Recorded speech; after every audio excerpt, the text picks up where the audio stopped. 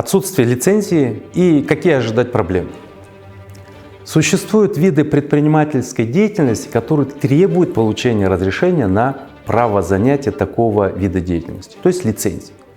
Лицензия – это право на выполнение определенных действий. Законом о разрешениях и уведомлениях предусмотрено, какие именно виды предпринимательской деятельности подпадают под лицензирование.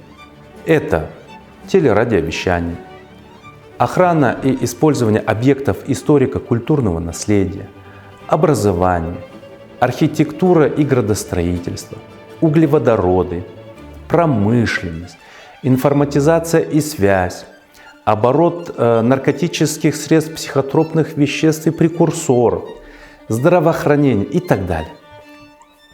К примеру, если вы оказываете услуги медицинские, например, УЗИ или стоматологические услуги, то такие услуги подлежат обязательному лицензированию.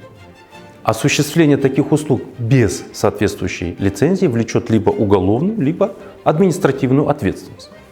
Таким образом, вы не только не вправе осуществлять предпринимательскую деятельность по тем видам предпринимательства, которые требуют лицензирования, но и понесете ответственность за нарушение законодательства о разрешениях и уведомлениях.